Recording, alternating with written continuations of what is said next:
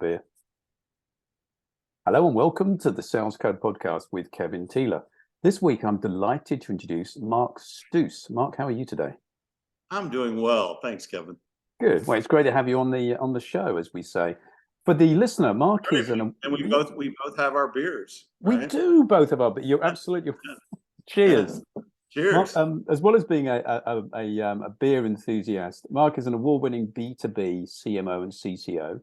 He's one of the first leaders to connect all types of marketing investment to revenue, margin, and cash flow impact in complex, long sales cycle companies. Also, as we've kind of discovered, a bit of an Anglophile, aren't you? I am. You lived in the UK for quite some time, I believe. I did live in the UK. I lived actually, I was doing postgraduate work and at Imperial College, and I lived in Westminster Abbey. That's something, isn't it? It was a hell of a deal, right? Yeah. I mean, you and I were talking about when the first Stouse arrived in America in 1720. What was really amazing was that my apartment in the Abbey was built about 350 years earlier than that. Wow. So it totally, it shows you how everything is relative. Yeah. Right. It does. 1720 to an American is like ancient. Exactly. 1720 to a Brit is like, oh, that just happened a little bit ago. Absolutely. The house I live in was built in 1870, and that's not even one of the oldest ones on the street. Yeah, see? Yeah, that's almost brand new. Now, you're not in Westminster Abbey today, I'm guessing. I unfortunately am not. I would love to go back and live in Westminster Abbey again. That was some seriously awesome digs, particularly for someone of my age, my lack of experience, and doing what I was doing as a postgraduate student. I mean, you just couldn't ask for much better than that. Oh no! But where are you sitting today? Is that your home office? It is. So I'm in Arizona. Okay. It's a little incorporated entity in the middle of Phoenix called Paradise Valley. Right. Yeah. We that's the other Paradise Valley. Yep. Oh, that just sounds lovely. It is actually. It's a no bullshit name for the area, right? It really is what it says it is. It's either going to be that or it's going to be overselling, isn't it? It's going to be an absolute right. Some unscrupulous property developer. No, I mean, I remember when I moved here 13 years ago, and you need to go look at Paradise Valley, and we drove over there, and I'm like, yeah, I'd like to live here if I can swing it. Right? Well, you've done it. You've achieved your dream. The other dream is to appear on the Sales Code Leadership Podcast, so you can tick that box. Yes, absolutely. You 100% absolutely nailed it. Now, listen, my view on my own expertise, if you like, as I'm kind of a sales guy who thinks he understands marketing. Now, we're going to go through your background a bit more, but I know that you're more of a marketing guy. You've been chief marketing officer at Fortune 100 companies. You've had some background in sales. I understand that. But you're really a marketing guy who understands sales. And that's kind of, I thought, would be a really nice discussion to have on the call. We'll touch on a few other things as we go along, but just to frame it for the listener. But let's start with a bit of bio about you. What is it you get paid to do today? I'm the CEO of Proof Analytics. So we are an automated analytics software platform on AWS that had... Our big contribution is not the math. The math is pretty well understood, right? We have made it possible for companies to operationalize the analytics at the clock speed of the business, right? So one of the biggest issues around analytics, all analytics, right, for decades, has been that they're too slow. By the time the analysts show up with their insights, the decision is long made and everyone's going too late, right? It's like Winston Churchill's famous quote, right? The two worst words in the English language are too late, right? So we've made it possible for marketing teams, sales teams, the whole go-to-market team plus the business team to really understand in real time cause and effect analysis on a broad basis, right? And this allows you to forecast marketing and other impacts on sales, right? So this isn't about forecasting sales. This is about forecasting the impact that all this stuff that sales doesn't control inside the company and outside the company, right, has on sales. So is this forward looking? You're not looking at what just happened. You're actually trying to analyze it's actually both. Yeah, it's both. Okay. It's both, right? So it will give you a historical analysis on, how it's all been working and dovetailing together, headwinds, tailwinds, crosswinds, all this kind of stuff, right? And then what comes naturally out of that analytic, it's called regression, right, is a forecasted curve, right? And then the problem historically has been that forecast is often only updated like once or twice a year from marketing teams, if they were doing it all, and most of them weren't, right? So there's a tremendous amount of degradation in that. But if you say, well, you know what, we're going to automate this so that essentially it's recalculating this forecast at whatever the correct tempo is for that business, could be daily, weekly, monthly, whatever it is, right? Then people can use it like a GPS. In fact, it's not analogous to a GPS. It works exactly like the GPS on your phone. So when you say, hey, I'm here and I want to go here, and it gives you 3 routes to that destination and for you to pick one, those are forecasts, right? Those routes are forecasts. And then as you move along, it's tracking you and it's tracking all of this stuff around you that you can't necessarily see, that will either speed you up or slow you down. And if things get bad enough, right, they say, hey, Kevin, we need to reroute you, right? If you stay here on this route, you're going to be an hour late. But if you go right and go left and go right and go left, right, you'll be there in 8 minutes. Wow.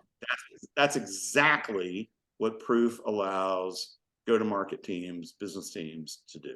Do marketing leaders hate this or love it? Yeah. No, I mean, it's a... Well, do they hate it or love it? One or the other, isn't it? These things normally... Yeah, I would say that I wouldn't use love-hate initially.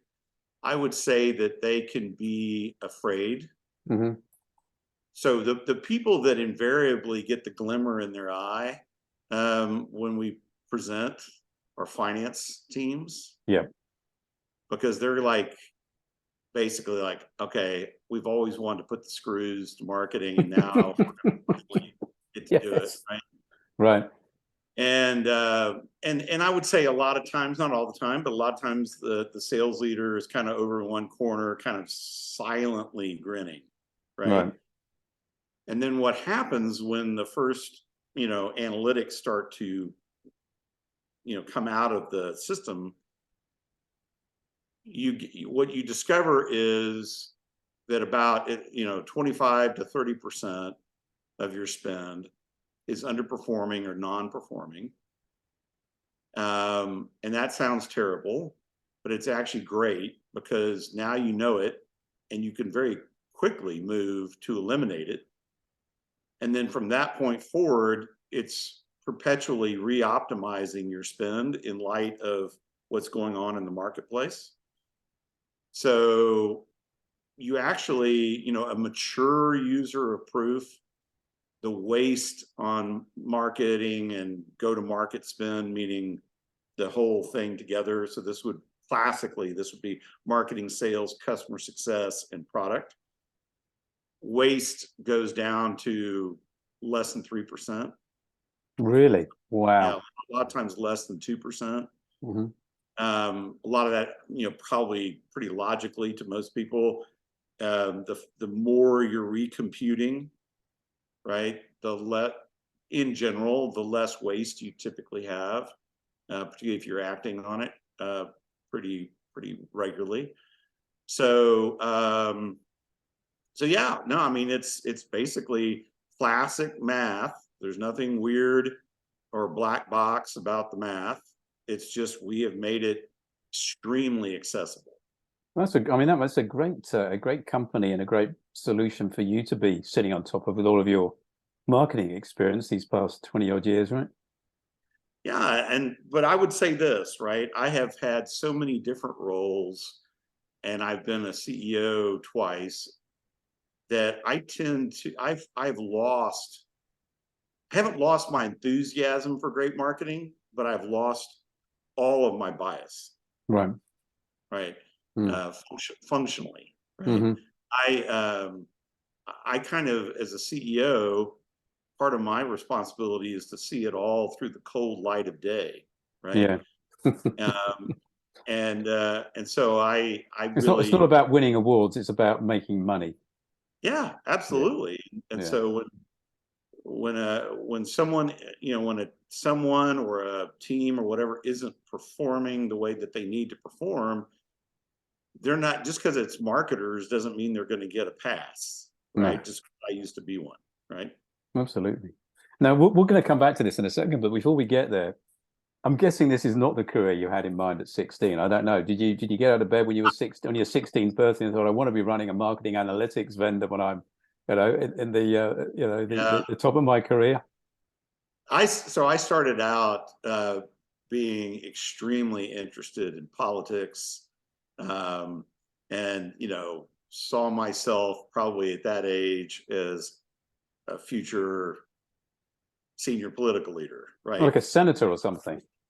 Maybe even president of the United States, but that Wow. sounds, as Yeah. a 57-year-old, that sounds so, looking back on it, so inflated, Oh, right? hold on, Mark. You've got 20 years, more than 20 years on the current president of America. By the way, who's over in our part of the world, in Ireland, wasn't he? Yeah, yeah. Cutting quite a nice stride. I think we've all been quite impressed by his Oh, energy. absolutely. So I mean, I don't think age is the barrier these days, my friend. Don't put those ambitions completely in the bin. well, so I drove towards that goal solidly for 15 years, and ended up working for a president of the United States. Oh, really? And so but I learned a lot, and I learned that I was really good at it, Hmm. but that it did not make me into a very good person, Right. right? Would you be willing to say which president you were, or would you rather not? It was 41, the first President Bush. Oh, was it? Okay. So class act. I mean, I have Yeah. nothing but the highest regard for him personally. Yes. Yes. Yes. Me But too, actually. Yeah, but but I agree with you about that. I had a lot of he was very well respected over here as well. yeah. And Well, actually, he was born the same year as my father, actually. And I remember he was a combat pilot in the Pacific in World War II, wasn't he? yes, he was. He was shot Yeah, down. he Yeah. was. He was a remarkable man, actually. I really liked him. Well, that's quite something. That is quite something. Quite a shift. Quite a shift then, really. Wow. Oh, yeah, totally. It is a shift. I mean, I had such a kind of like a negative conversion Mhm. on experience on politics that for the ensuing 30 years, right, or 25 years, I was radically non-political, Right. right? Hmm. And then things happened here in the United States that I just couldn't ignore. And Mm. so I became kind of a private pundit. Right. Right? So I Wow. have a Facebook page that is nothing but that kind of commentary. And I don't charge, but it's by, application only kind of thing. It's hermetically sealed because Hmm. I'm not looking for controversy. I'm looking to help people understand things better, Yeah. right? Yeah. So yeah, so I get involved that way, but I don't. I'm not involved politically in the classic sense. I've always been fascinated by politics myself, actually. Yeah, And me uh, too. yeah, and I live down here in Bristol, as you know. You can see the Bristol Clifton Suspension Bridge behind me. One of my two daughters, live just around the corner. And every week I listen to a BBC Radio 4 program called Any Questions, which has got political leaders on it. Yeah. They're actually in Bristol on the 28th, and we've got tickets. The first time I've been listening to this thing since I was a kid. I'm actually going to go and sit in the audience, may even get a chance to ask a question. How about that? That'd be awesome. Wouldn't it? I'll tell you the other thing from Britain that I just love, right? I think I've seen them all by this point, is Yes Minister and Yes Prime Minister. Oh yeah. Yes. You know, yes. And they're they're comedic, okay, but they get to more of the existential truths of real politics than anybody would have ever expected, right? I think we've got, as you know, a very different political system to yours. I mean, as I understand it, the president can pretty much appoint a whole new set of staff as soon as he or she gets elected, whereas over here we have a permanent civil service that carries on, and that's what you see in Yes Prime Minister. That there are political leaders that in this country that see them as more of a hindrance, the permanent civil service. But anyway, we ought to move on. We have that. We actually do have that in the United States as well. Yeah. It's called the GS. Oh right? yeah. And these are there no matter what political party is in power, right? So it's actually similar to the British model, really, when you get down to it. Okay. Well, I guess we gifted a lot of our systems to you, but let's talk about sales and marketing a little bit. Yeah, let's do that. Yeah. So, in your view, although politics is sales and marketing. Well, it's a very good point. As I found, working for large American software companies, only occasionally in my career, politics did come into it. You're absolutely right. Not the big politics we were talking about, but the small politics. Where does marketing end and selling begin these days, do you think, Mark? Well, I think that right there is being really redefined, not in all industries or market segments, but in many of them today, that is being redefined. I think that honestly, if we look at this, not from the vendor operational view, but if we look at it from the customer view, customers don't really differentiate anymore between the two. It's all part of their experience with your company. And they use the various piece parts differently at different times in the overall relationship motion, right? Which is before the deal, during the deal, after the deal, and long after the deal, right? So I think that, it's right now we're kind of living in the very, very early days of a industrial revolution level shift in a lot of things. And I think that anybody who says that they can predict how this is ultimately going to look in 5 years is either the smartest person alive or insane, right? I mean, there's certain lessons from history that we can learn about inflections like this. But I think that as far as, like in my world, in SaaS, software as a service, right? What we're seeing is less and less and less human interaction with sales teams. And though what interactions do happen are pushed for later and later and later, right? And so the customers have done a whole bunch of due diligence separate and apart from any interaction with your company, defined humanly as opposed to digitally, right? Before they ever have a conversation. I think that point was being made 10 years ago. I think 10 years ago it was a dramatic overstatement. But like a lot of things, the market has kind of grown into the trend that was started. And so I will say this, though. and this is my personal belief, but I think it's also buttressed by the analytics. The more real and perceived risk there is in the buy decision, the more ultimately people want to deal directly with other people and look them in the eyeball and get a feel for them as the face of the company that they represent. It's not the whole thing by any means, but we're now talking about, so there's 3 psychographics that there's a ton of research on this that pretty much are the big 3 in terms of how people make decisions. And these intensify dramatically as the cost and the risk associated with the buy decision or the buy-in decision goes up. So it's awareness, confidence, and trust. Awareness is fairly self-explanatory. Confidence and trust are used interchangeably to mean sort of the same thing for a lot of people, but they're very, very different.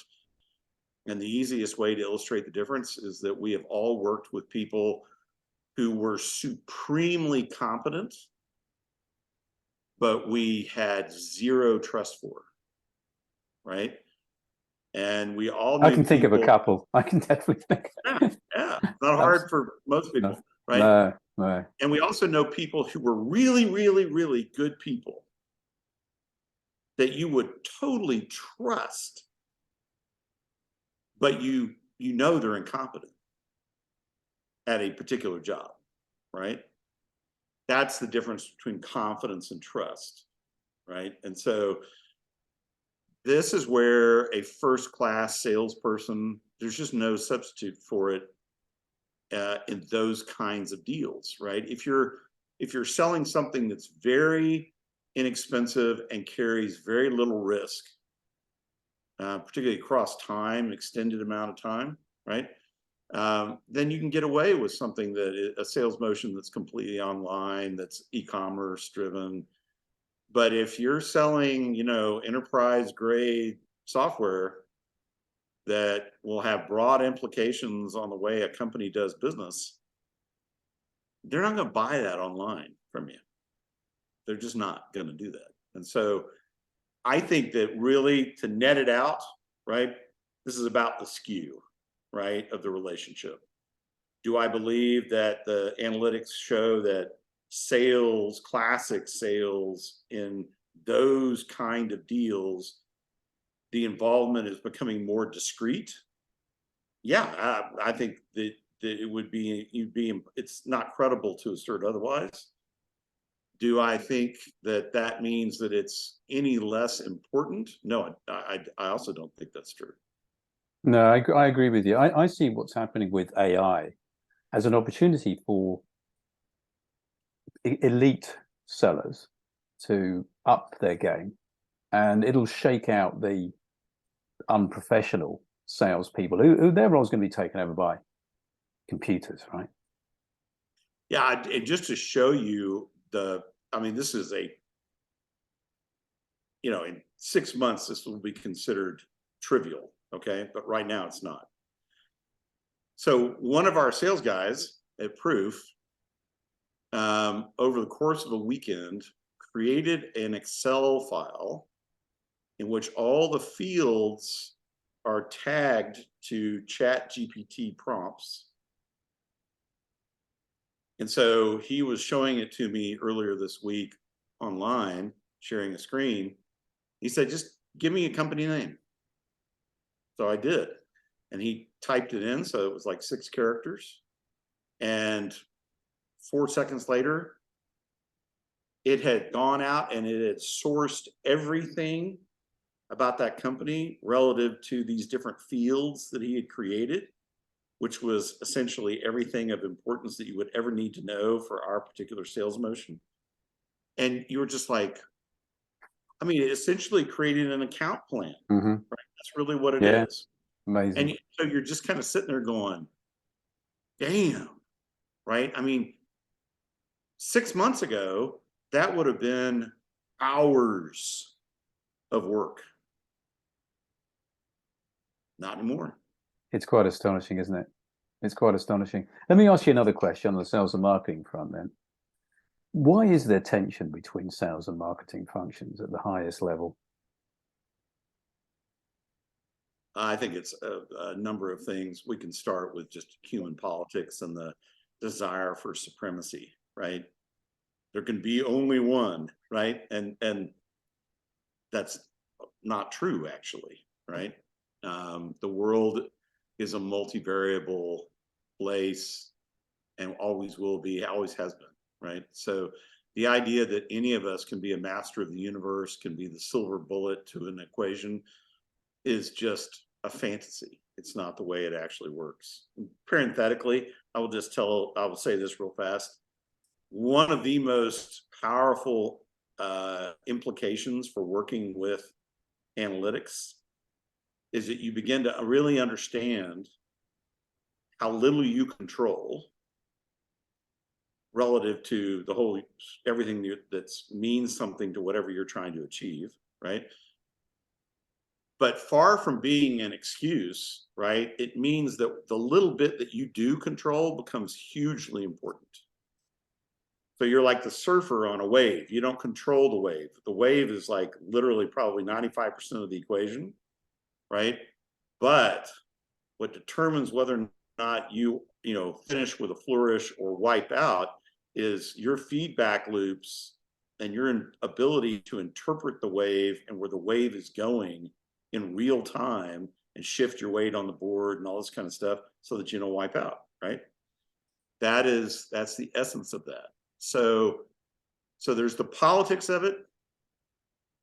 There's also this is an extremely fundamental difference, but gets almost no attention at all. Marketing is nonlinear and sales is linear. What do I mean by that? Linearity or non-linearity, let's start with non-linearity, is all about leverage. It's another word for leverage. And so what this means when we say that marketing is non-linear, it is a point of leverage or point of multiplication, a multiplier, on something that is something else that is a linear function, right? Sales being linear. So what do I mean by that? It means that if you're the CRO and you all of a sudden are handed a 50% increase in your revenue targets, you are going to immediately start to say, well, I need to hire X number of new sales guys, and I'm going to need to overhire because most of them will be non-productive in the first 6 to 12 months, right? And all that kind of stuff, right? And there's this ratio of dollars per salesperson that is established. That's linearity right there. So nonlinear means that the impact that it's having is not necessarily at all a predetermined function of how much money you're spending or how many people you have or anything else like that, right?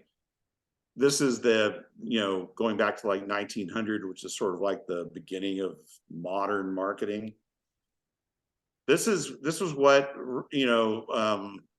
all the media channels, even back then, which were mainly print, but then it went radio and then it went TV and all this kind of, that's what all that was about, because you could reach so many more people and make sales people, whether it was in stores or whatever, right? You could make them so much more efficient and effective at a fraction of the cost of what it would be to hire enough salespeople to hit the same revenue target, right? So this was all about leverage, right? And it still is. But humans really struggle with nonlinearity, just like they struggle with the idea that we live in a multivariable situation.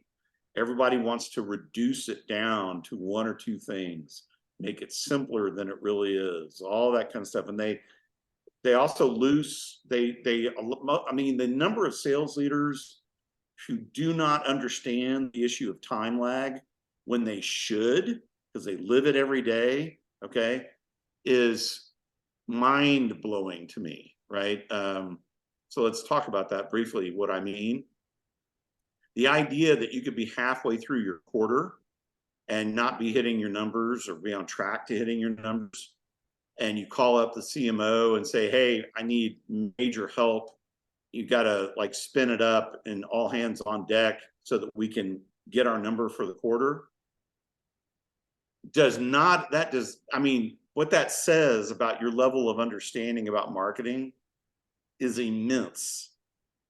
Because even if the marketing team could create powerful campaigns that would actually, and they could do it fast enough and get them into market soon enough, there's this lag time between when the bullet is fired and when it hits the target, right?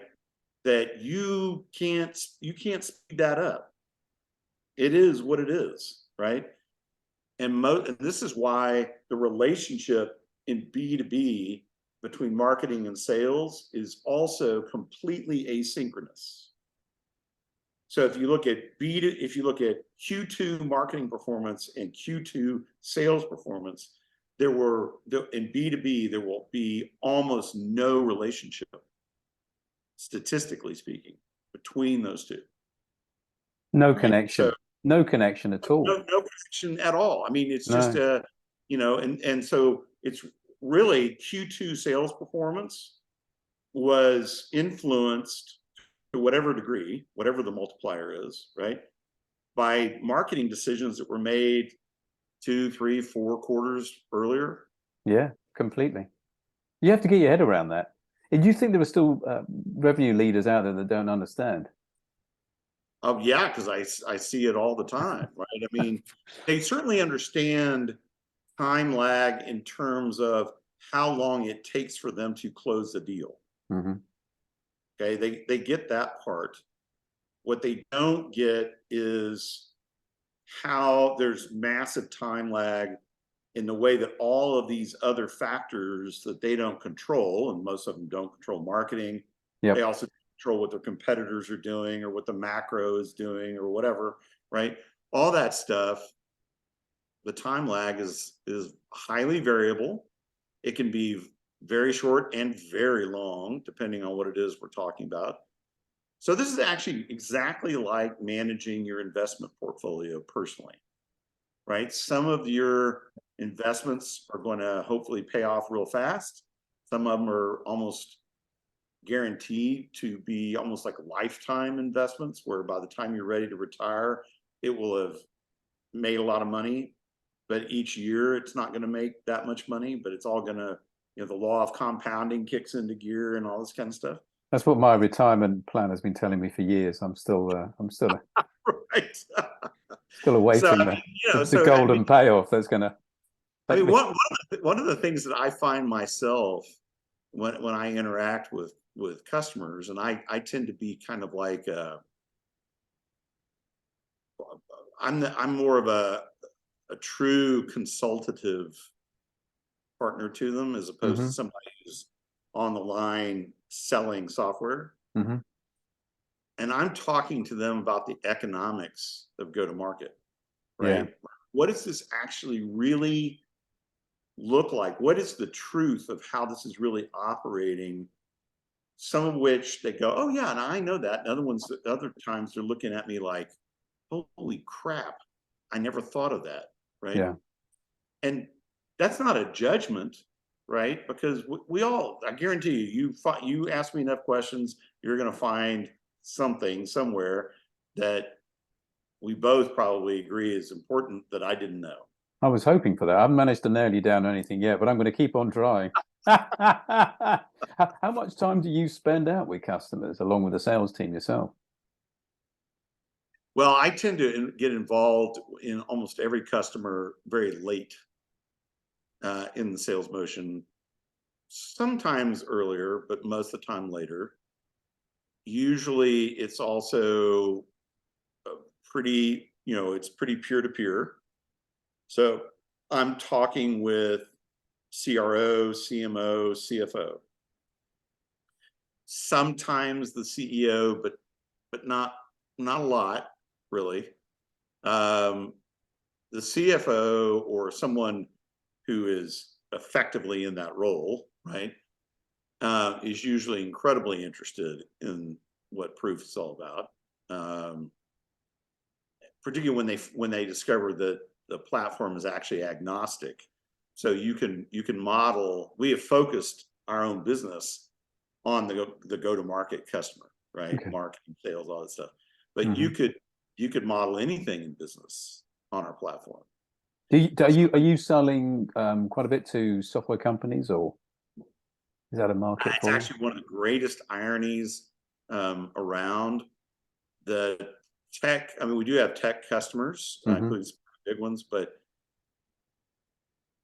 technology companies are kind of crap when it comes to their data. Yeah. Right. It's just, they do a really poor job, including companies whose business, in terms of what they sell to other people, is all about data management. Oh, sure. Right? Well, you know the story about the cobbler's Oh, totally. yeah, the cobbler's children, don't you? Always had the worst shoes in town. It's that thing, isn't it? Same thing. No, it is the same thing. And so we in terms of our ICP, maturity on data is really super important. The cultural willingness to know the truth about something and act accordingly is also really important. So yeah, I mean, we tend to we have a lot of customers in the healthcare and pharma space because they care about that stuff. So we've only got time for 2 more questions. Can you believe that? Hey man, my time is yours, so you can go over. Well, listen, what do you do to unwind at the end of the day? You've got a heck of a job there, sitting on top of this company, haven't you? You must be quite pressured. I mean, obviously we have a beer. I mean, a bit of alcohol helps every now and then. What else do you do? Apart from you run a politics blog on Facebook. Yeah, well, and I have 2 sons, so that is you can't ever forget about your family, right? Do they live close to where you are in Paradise Valley? They live in the same house. Oh, okay. Oh, lovely. Okay, they're fantastic. minors, right? Yeah, right. Yeah. So, I mean, so avocationally, I am a historian, like a real one, and I tend to focus. But what I mean by a real one is there are a lot of people who love to read history, right? And they love to talk about history, but they don't do primary research, and nor should they. I'm not saying that there's some sort of I'm not taking an elitist perspective on this. It's just I do primary research, right? So my area of interest is the decade to 15 years running up to the very beginning of what we now think of as the Renaissance, primarily in Italy and Germany, some in France. And it's all about technological revolution. And there was so much of that going on, at that time, far more than we all appreciate today. When we kind of think of them as being kind of neophytes, but they really weren't, right? And they were also in this process of figuring out that there were scientific reasons for things that they had historically ascribed to religion.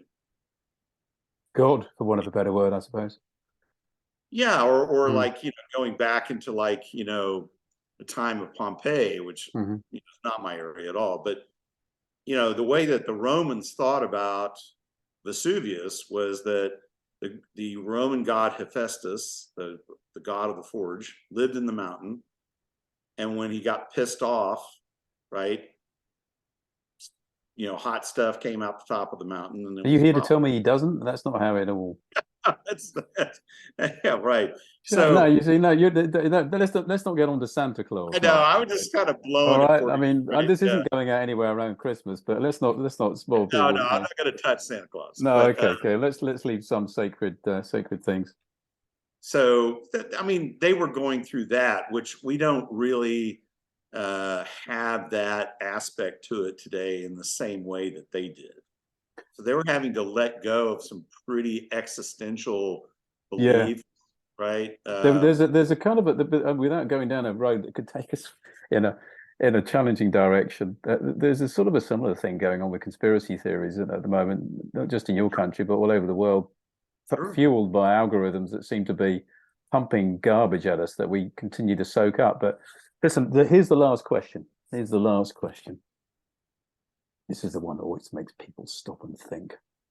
Okay, I normally warn people about this one, but I don't know if I did warn you, but I know you'll be able to handle this. I'm hoping you can't handle it because that'll be the one question that'll stump you. But anyway, let's find out. Let's go. Let's go for it. Eva, what's the one thing you wish you knew at the beginning of your career that you picked up along the way? Oh man,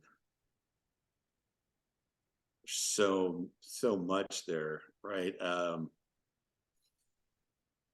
But I would say that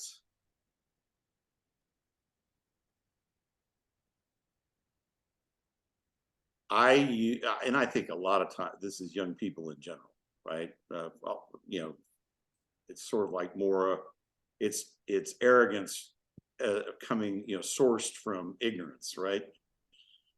But so I'm a pretty smart guy, and I know that about myself, and that's not a brag. That's just kind of, at least within certain areas of subject matter and all this kind of stuff, I'm a pretty smart person.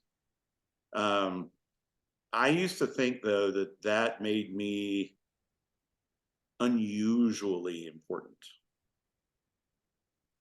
So now we're getting back to kind of like this whole idea of master of the universe, right? Delusions of grandeur, you know, all this kind of stuff, right? And so I think that not only my life experience, but certainly the work I've done in analytics for the last 20 years I would tell my younger self how radically untrue that is. That you really are very, very important, but you're important to other people around you, right? It's the synergy of you and the people around you that creates this greater, you know, this 1 + 1 = 5 kind of effect, right? It's not how special or precious you are. I mean, your life is precious, but your ego is not precious. And so it's, you know, it's really strange because you get into things like analytics, or it could be a lot of things, but in my case, it was analytics, that where you learn lessons that you did not expect to learn at all from that. And in my case, I learned a lot about friction in the systems that we operate in, right? And how there's a lot, you know, you need more grease, and we have a lot of sand in a lot of engines, right? You can really see that analytically, and it grinds, and it's one of the reasons at a really super simplistic level why work is work as opposed to fun. I mean, can it be fun if you're really succeeding? Sure.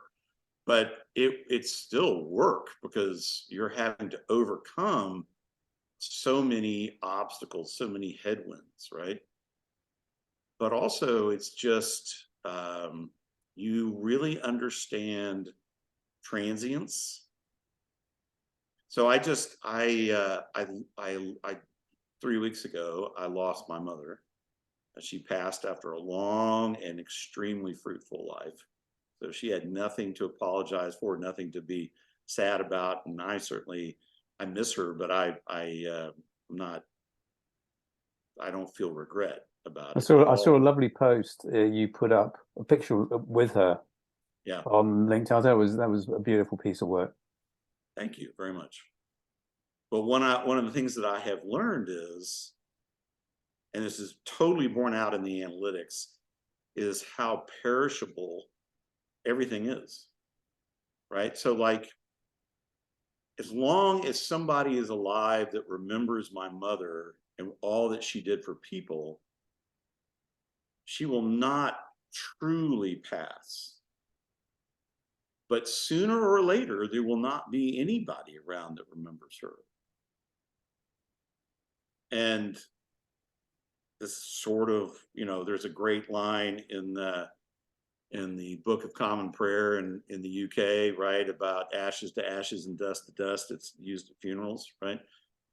And it speaks to the transience of this. So I think I would talk to myself about that, and I would say, look, you have this allocation of time. You're never going to perfectly optimize your use of that time. It's not possible, right? But be aware. You don't waste time. One of the best things I ever, so when I lived in Westminster Abbey, I became good friends with the dean of the Abbey, who at that time, this was like mid-80s, was a Scot, interestingly enough. And he would play bagpipes out in the little dean's yard and all this kind of stuff, and that's how I met him. And he would talk about this, and he would just say, hey, you really need to realize that you should not be saying to yourself, oh, I have another 30 years or I have another 70 years, because that's sort of like that won't motivate you. That will actually demotivate you. But if you say, I probably only have 30 more Christmases or 30 more summers or 30 more Guy Fawkes days, right? You will start to say, do I really want to spend one of those 30 summers in this way? Or do I want to do it in some other way? Right? And so it focuses you on your purpose, your values in your life, what you really want to be known for. And this is not like, we're not skipping ahead and writing your epitaph, right? Although that is a valuable exercise, I think, for a lot of people. But that's really that's the kinds of stuff that I would be saying to myself. And I know that it sounds very valedictory, right, to kind of make some of these points. But actually, that's not the way I look at it at all today, because I see myself, Lord willing, right, I have a lot more road left to go, right? I have a lot more stuff left to do, a lot more value left to create. So the fact that I am learning these lessons at 56, 57, right, are things that I wish I had learned a lot sooner, but I'm thrilled that I'm learning them now. Right, listen, better late than never. Better. Yeah, We're going to have to wrap it up, my friend. We're running out of time. It's been a lovely conversation. Thank you so much for your time. It's just a real pleasure. Thank you to the listener as well. Please do give us a review if you like. It helps to boost the ratings, and subscribe on your favorite podcasting platform so you don't miss the next one.